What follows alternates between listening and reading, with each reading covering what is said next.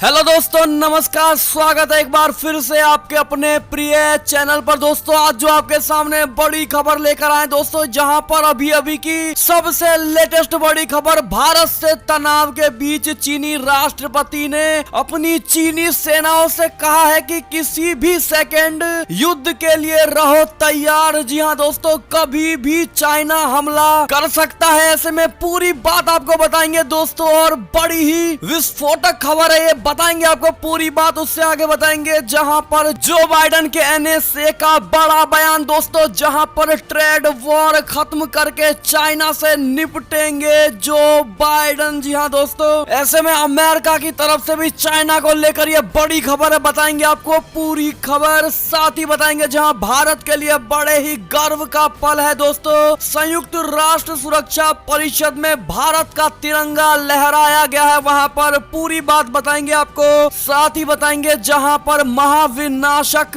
परमाणु मिसाइल दागने जा रहा है रूस, एक झटके में राख हो सकता है फ्रांस। जी हाँ दोस्तों, इन गहमा गहमी के बीच में ये सारी बड़ी खबरें आ रही हैं, सब बताएंगे आपको। उसके आगे बताएंगे जहां पर राफेल आने के बाद दहशत में है चाइना और पाकिस्तान, और आपस में मिलकर कर रहा है ये 4 बड़े बदलाव। वो कौन से 4 बड़े बदलाव है ये भी बताएंगे दोस्तों आपको। साथ ही आपको बंगाल चुनाव से जुड़ी खबरें बताने वाले हैं दोस्तों, तो बन रहिएगा वीडियो के अंत तक। और खबरों में आगे बढ़ने से पहले अगर आप भी मानते हैं कि मोदी जी हैं तो हर चीज संभव है, और हमारी भारतीय सेना है तो हमारा भारत पूरी तरह सुरक्षित भी है, और चाइना जैसे देशों का मुंह बंद भी है, तो इस वीडियो को फटाफट से अभी कर दीजिए लाइक, चैनल को कर दीजिए सब्सक्राइब, बेल आइकन दबाइए, साथ ही कमेंट बॉक्स में लिख दीजिएगा जय हिंद। जी हाँ दोस्तों, तब चलते हैं पहली और सबसे बड़ी एक्सक्लूसिव खबर की तरफ, जहां पर भारत से तनाव के बीच चीनी राष्ट्रपति शी जिनपिंग ने सेना को दे दिया है आदेश,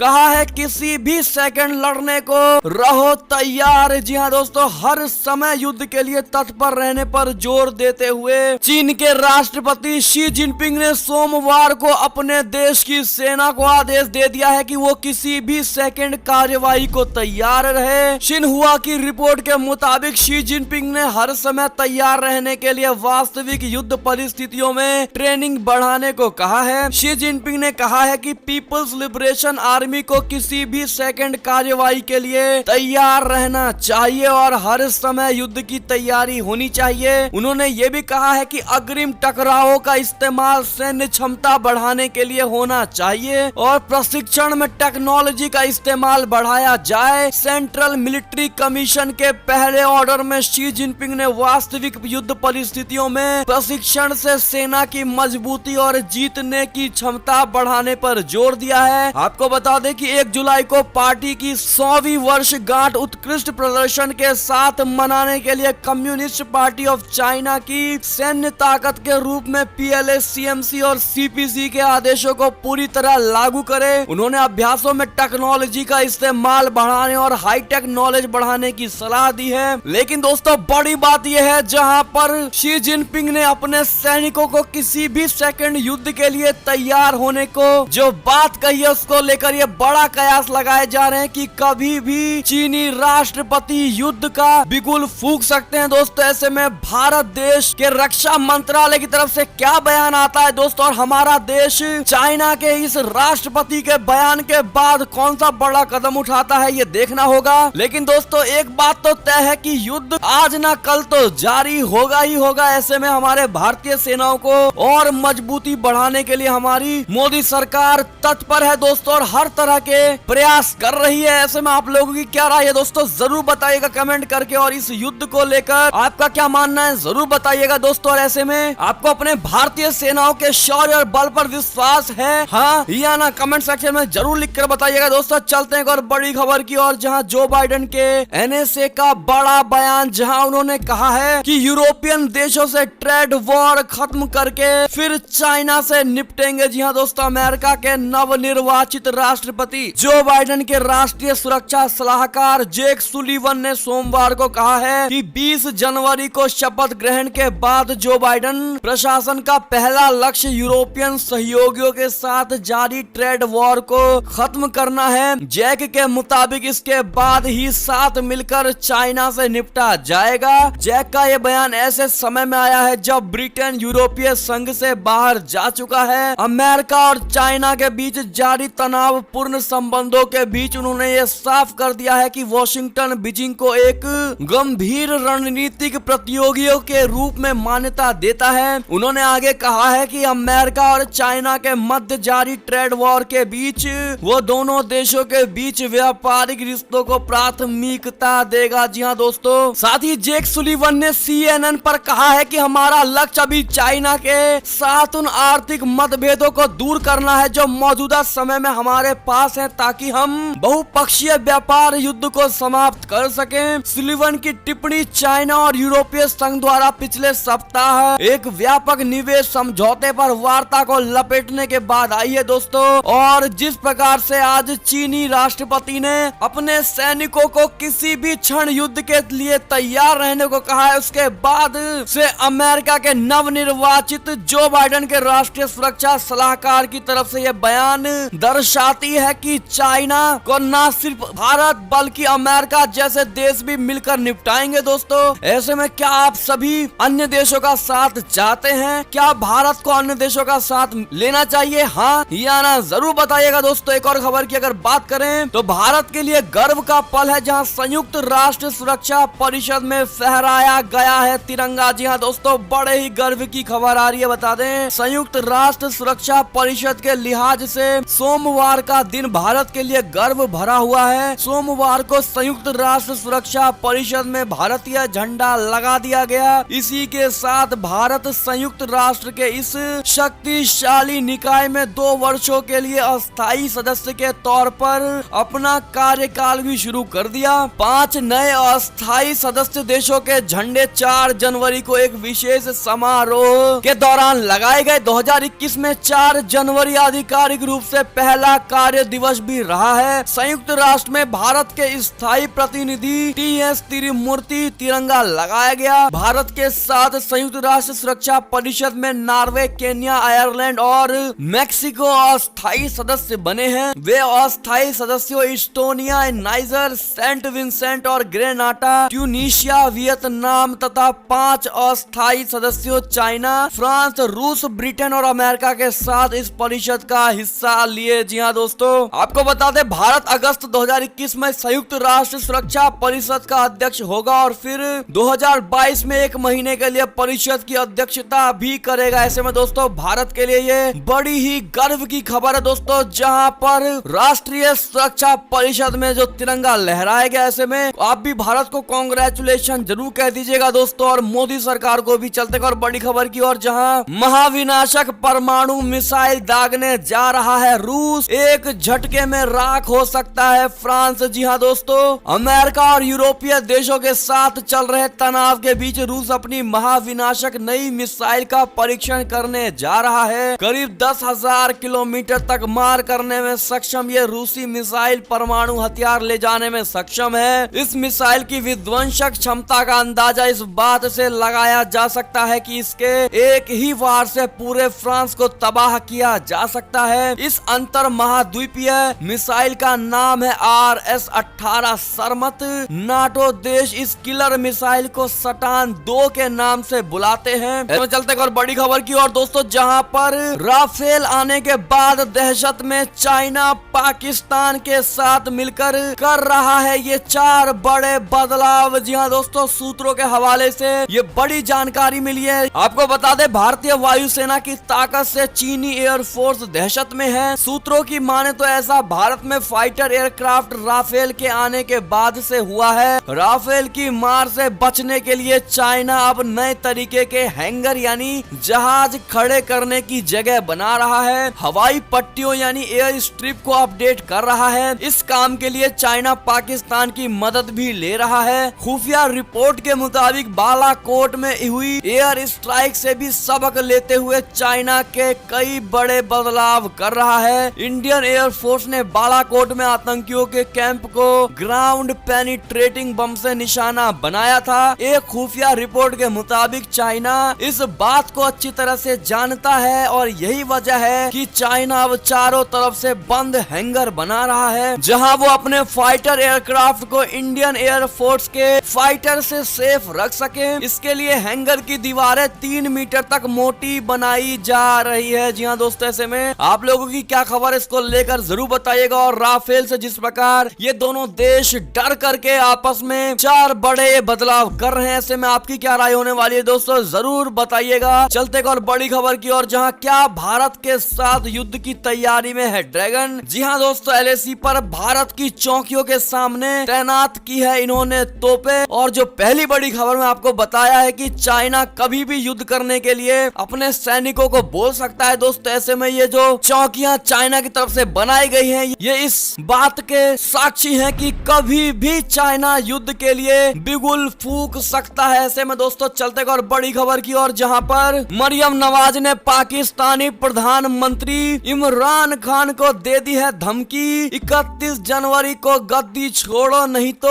बता दें, पाकिस्तान के पूर्व PM नवाज शरीफ की बेटी और PMLN की नेता मरियम नवाज ने प्रधानमंत्री इमरान खान नियाजी को 31 जनवरी तक गद्दी छोड़ने का अल्टीमेटम दे दिया है। मरियम ने चेतावनी दी है कि अगर इमरान सरकार ने गरिमापूर्ण तरीके से 31 जनवरी तक सत्ता नहीं छोड़ी तो अन्य फैसले लिए जाएंगे। उन्होंने कहा कि निश्चित रूप से PDM के नेतृत्व में एक लॉन्ग मार्च का आयोजन किया जाएगा। मरियम ने कहा कि अगर इमरान सरकार ने 31 जनवरी तक इस्तीफा नहीं दिया तो विपक्षी सांसद इस्तीफा दे देंगे। यही नहीं दोस्तों, भीड़ अन्य फैसले भी लेगी। उधर इमरान खान ने कहा है कि उनकी सरकार को 11 दलों वाले विपक्षी गठबंधन PDM से कोई खतरा नहीं है। सोमवार को अपने प्रवक्ताओं की बैठक को संबोधित करते हुए खान ने ये बात कही है दोस्तों, PDM लगभग हो गया है और अपनी ही मौत मारा गया है, इसलिए इससे सरकार को कोई खतरा नहीं है। जी हाँ दोस्तों, ऐसे में एक और खबर की बात करें तो साल 2020 में सऊदी शहरों पर 75 बैलिस्टिक मिसाइलें दागी गई हैं। जी हाँ दोस्तों, हुती विद्रोहियों ने ये बड़ा खुलासा किया है। बता दें, यमन के ईरान समर्थित हुती मिलिशिया ने कहा है कि उन्होंने 2020 में सऊदी अरब के सीमावर्ती शहरों में 75 बैलिस्टिक मिसाइलें दागी हैं। समाचार एजेंसी सिन्हुआ की रिपोर्ट के अनुसार सोमवार को एक बयान में समूह के सैन्य प्रवक्ता याहया सराया ने कहा है कि मिलिशिया ने पिछले वर्ष में सरकारी सैन्य स्थलों को लक्ष्य करके यमनी शहरों में अन्य 178 बैलिस्टिक मिसाइलें दागी हैं। जी हाँ दोस्तों, ऐसे में एक और खबर की बात करें तो पाकिस्तान सुप्रीम कोर्ट का खैबर पख्तूनख्वा सरकार को बड़ा आदेश, जहां 2 सप्ताह में फिर से बनाए मंदिर और ढाने वालों से करे इसकी वसूली। जी हाँ दोस्तों, बता दें, पाकिस्तान में मंदिर तोड़े जाने के मामले को लेकर आज सुप्रीम कोर्ट में सुनवाई हुई। सुनवाई में कोर्ट ने मंगलवार को खैबर पख्तूनख्वा की प्रांतीय सरकार को यह आदेश दिया है कि वो करक जिले के तेरी गांव में कृष्ण द्वार मंदिर के साथ श्री परमहंस जी महाराज की समाधि का 2 सप्ताह में पुनर्निर्माण करे। मुख्य न्यायाधीश ने यह भी कहा है कि मंदिर में तोड़फोड़ करने वालों को ही इसके पुनर्निर्माण में पैसा देना होगा। ऐसे में दोस्तों, सुप्रीम कोर्ट के इस फैसले का आप समर्थन करते हैं, हाँ या ना? जहां इन्होंने कृष्ण मंदिर को दोबारा से बनाने की बात कही है दोस्तों, और जो मुजरिम है उनसे ही पैसा वसूलने की बात कही गई है। अगर आप करते हैं समर्थन तो अपनी राय अवश्य दीजिएगा दोस्तों। चलते और बड़ी खबर की ओर, जहां त्रिमूर्ति का बयान, कहा भारत आतंकवाद जैसे मानवता के दुश्मनों के खिलाफ आवाज उठाता रहेगा। जी हाँ दोस्तों, संयुक्त राष्ट्र सुरक्षा परिषद में सोमवार को भारतीय ध्वज लगाया गया। इसके साथ ही भारत ने कहा है कि वो आतंकवाद जैसे मानवता के दुश्मनों के खिलाफ आवाज उठाने में कभी पीछे नहीं हटेगा। जी हाँ दोस्तों, एक और खबर की ओर चले तो भारतीय वायुसेना की बढ़ेगी और ताकत, 56 मिलिट्री एयरक्राफ्ट वाले कॉन्ट्रैक्ट पर जल्द हस्ताक्षर होंगे। बता दे, चाइना और पाकिस्तान के साथ सीमाओं पर जारी तनाव के बीच भारतीय वायुसेना की ताकत में जल्द इजाफा होने वाला है। इस साल उस कॉन्ट्रैक्ट पर साइन किए जाने की संभावना है जिससे वायुसेना को 56 मीडियम ट्रांसपोर्ट एयरक्राफ्ट मिल जाएंगे। ये पूरा कॉन्ट्रैक्ट $2.5 अरब का होगा। इस मामले से वाकिफ सूत्रों ने मंगलवार को यह जानकारी दी है। एयरबस डिफेंस एंड स्पेस और टाटा एडवांस सिस्टम लिमिटेड संयुक्त रूप से एरोस्पेस क्षेत्र में मेक इन इंडिया पहल के तहत 56 C-295 ट्रांस ट्रांसपोर्ट एयरक्राफ्ट के प्रोजेक्ट पर काम करेगा। जी हाँ दोस्तों, ऐसे में एक और खबर, ऐसे में अगर अगली खबर पर नजर मारे तो चाइना के वुहान प्रयोगशाला से कोरोना वायरस फैलने से किया इनकार। कहा दुनिया में अलग अलग जगहों से फैला है कोरोना। चाइना ने सोमवार को अमेरिका के इस आरोप का जोरदार खंडन किया है कि नोवेल कोरोना वायरस उसके यहाँ की एक प्रयोगशाला से लीक हुआ है। उसने कहा कि ऐसी संभावना है कि इस महामारी का प्रसार दुनिया में विभिन्न स्थानों पर अलग अलग फैसले की वजह से हुआ है। चीनी विदेश मंत्रालय की प्रवक्ता हुआ चुनिंग की ये टिप्पणी इन खबरों के बीच आई है कि विश्व स्वास्थ्य संगठन के वैज्ञानिकों का 10 सदस्यीय दल कोरोना वायरस के उत्पन्न होने की जांच के लिए इस महीने चाइना की यात्रा करेगा, जहां दिसंबर 2019 में ये सामने आया था। जी हाँ दोस्तों, ऐसे में एक और खबर पर नजर मारे तो ट्रंप समर्थकों की रैली के दौरान हिंसा का अंदेशा, वॉशिंगटन में नेशनल गार्ड को तैनात कर दिया गया है। जी हाँ दोस्तों, एक और खबर की बात करें तो चाइना से खबर, जहां लाई जियाओमिन को 20.29 अरब रुपए के भ्रष्टाचार के आरोप में मिली है सजाए मौत। जी हाँ दोस्तों, चीन हाओरांग एसेट्स मैनेजमेंट कंपनी के पूर्व अध्यक्ष लाई जियाओमिन को रिश्वत, भ्रष्टाचार और 2 शादियों करने के लिए मौत की सजा सुनाई गई है। तियानजिन सिटी की स्थानीय अदालत के अनुसार 2008 और 2018 के बीच लाई को कुल 1.79 बिलियन युआन यानी 270 मिलियन डॉलर यानी 20.29 अरब रुपए की रिश्वत लेने का दोषी पाया गया। फैसले में उनकी सभी निजी संपत्तियों को जब्त करने की बात कही गई है। दोस्तों, चाइना के राष्ट्रपति शी जिनपिंग ने भ्रष्टाचार के खिलाफ इन दिनों अभियान चला रखा है। ऐसे में एक और खबर की बात करें तो कोरोना वैक्सीन अपडेट को लेकर खबर, जहां 13 जनवरी से भारत में लगनी शुरू हो जाएगी कोरोना की वैक्सीन। सरकार ने टीकाकरण पर क्या क्या बताया, आइए आपको बताते हैं। कोरोना वायरस के 2 टीकों को पिछले दिनों मंजूरी मिलने के बाद केंद्र सरकार ने टीकाकरण पर देशवासियों को बड़ी खुशखबरी दी है। सरकार ने बताया है कि वो मंजूरी मिलने के 10 दिनों के भीतर टीके को रोल आउट करने के लिए तैयार है। स्वास्थ्य मंत्रालय के सचिव राजेश भूषण ने मंगलवार को बताया है कि कोरोना के मामलों में कमी की वजह से देश में स्वास्थ्य ढांचे पर बोझ पहले से काफी कम हुआ है। स्वास्थ्य मंत्रालय के सचिव राजेश भूषण ने प्रेस कॉन्फ्रेंस को संबोधित करते हुए कहा है कि इमरजेंसी इस्तेमाल के लिए मंजूरी मिलने के 10 दिनों के भीतर हम वैक्सीन को रोल आउट करने के लिए तैयार है। हालांकि अंतिम फैसला सरकार को ही करना होगा। जी हाँ दोस्तों, चलते और बड़ी खबर की ओर, जहां 2 महीने से लापता है अलीबाबा कंपनी के मालिक जैक मा। चीनी राष्ट्रपति से हुआ था इनका विवाद। जी हाँ दोस्तों, बता दें चीन के सबसे अमीर मासूमार और अलीबाबा ग्रुप के मालिक जैक मा पिछले 2 महीने से लापता बताए जा रहे हैं। जैक मा पिछले करीब 2 महीने से किसी भी सार्वजनिक कार्यक्रम में नहीं दिखाई दिए। मीडिया रिपोर्ट के मुताबिक जैक मा ने चाइना के वित्तीय नियामकों और सरकारी बैंकों की पिछले साल अक्टूबर में दिए गए भाषण की आलोचना की थी। इसी आलोचना के बाद उनका और चीनी राष्ट्रपति शी जिनपिंग के साथ विवाद भी हुआ था। इस विवाद के बाद से वो लगभग 2 महीने से नजर नहीं आए हैं। जी हाँ दोस्तों, एक और खबर की ओर चले तो डोनाल्ड ट्रंप ने सत्ता छोड़ने से फिर किया है इनकार। कहा डेमोक्रेट्स हमसे व्हाइट हाउस कभी नहीं छीन सकते हैं। जी हाँ दोस्तों, अमेरिकी राष्ट्रपति डोनाल्ड ट्रंप एक बार फिर जिद पर अड़ गए हैं। उन्होंने कहा है कि वो आखिरी दम तक हार मानने वाले नहीं हैं और राष्ट्रपति पद पर बने रहने के लिए वो कुछ भी करेंगे। ट्रंप के इस अड़ियल रुख से अमेरिका में संवैधानिक संकट उत्पन्न हो सकता है, क्योंकि 20 जनवरी को निर्वाचित राष्ट्रपति जो बाइडेन को शपथ ग्रहण करनी है। इससे पहले ट्रंप ने कल यानी मंगलवार होने वाले स्पेशल इलेक्शन में लोगों से बढ़ चढ़कर मतदान की अपील की है। ये चुनाव निर्धारित करेगा कि कौन सी पार्टी सीनेट को नियंत्रित कर सकती है। जी हाँ दोस्तों, ऐसे में आप लोगों की क्या राय होने वाली है दोस्तों, अपनी कमेंट सेक्शन में जरूर लिखकर बताइएगा। चलते और बड़ी खबर की ओर, जहां बोरिस जॉनसन ने भारत का दौरा कर दिया है रद्द।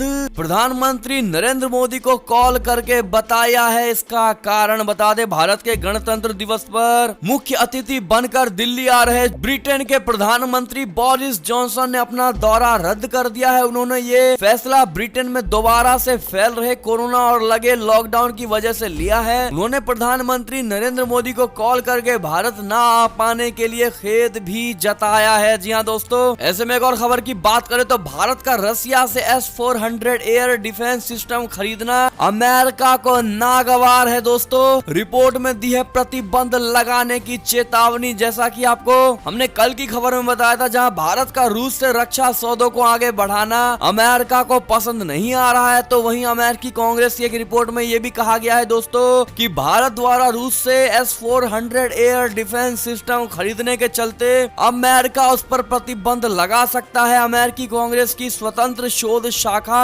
कांग्रेसनल रिसर्च सर्विस यानी CRS ने अपनी ताजा रिपोर्ट में ये बात कही है कि भारत तकनीकी क्षेत्र में साझेदारी और मिलकर उत्पादन करने वाली योजनाओं को लेकर उत्सुक है, जबकि अमेरिका भारत की रक्षा नीति में कुछ और सुधार की अपेक्षा रखता है। साथ ही वो चाहता है कि भारत अपने रक्षा क्षेत्र में विदेशी निवेश को लेकर लचीला रवैया अपनाए। ऐसे में दोस्तों, क्या भारत को अमेरिका की बात माननी चाहिए या फिर भारत को स्वतंत्र रहकर जिससे भी हथियार मिले ले पाए, ये होना चाहिए? आपकी क्या राय है इसमें, जरूर बताइएगा कमेंट करके। चलते और बड़ी खबर की ओर, जहां चांदनी चौक में मंदिर गिराए जाने पर हिंदू संगठन भड़क उठे। दोस्तों आम आदमी पार्टी सरकार के खिलाफ किया इन्होंने प्रदर्शन। बताते दिल्ली में चांदनी चौक के रीडेवलपमेंट प्रोजेक्ट के नाम पर वहां के हनुमान मंदिर को तोड़ने पर जमकर राजनीति और प्रदर्शन हो रहे हैं, तो वहीं मंदिर को तोड़े जाने के विरोध में और पुनः स्थापना की मांग को लेकर हिंदू संगठनों ने